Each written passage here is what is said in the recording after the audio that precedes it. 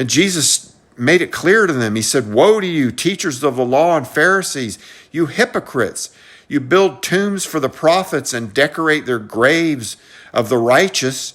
And you say, if we had lived in the days of our ancestors, we would not have taken part with them in shedding the blood of the prophets. So you testify against yourselves by saying that, because you are the descendants of those who murdered the prophets. Go ahead then and complete what your ancestors started."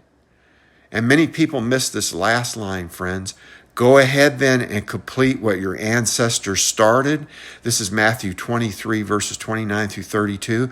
And verse 32 is very important here because Jesus tells them straight up to go ahead and kill him because he already knew what they were going to do. And by this point in Jesus' ministry, the chief priests and Pharisees were already plotting and looking for ways to get rid of Jesus, and he already knew it. In fact, in addressing the fact that he's going to be murdered in the parable of the tenants, if you haven't read that. But the Pharisees assumed that they would have been champions for the Old Testament's abused prophets. And Jesus knows better. He knows they were hypocrites. And not only would they have been just as guilty, they're going to kill God himself in a horrific and cruel manner on a horrific cross after nearly beating him to death.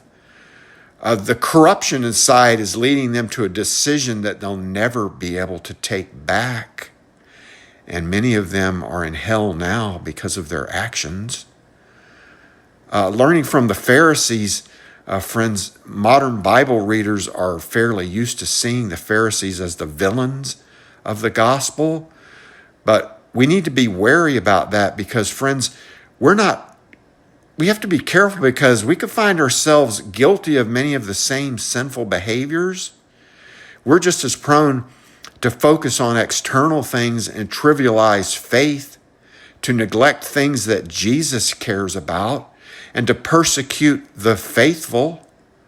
When we see Jesus in conflict with the Pharisees and Sadducees and high priests, friends, we need to become reflective. We need to ask God to reveal areas where we might be guilty of similar behaviors or attitudes.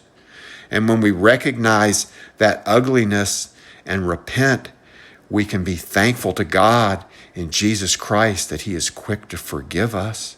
Praise Jesus.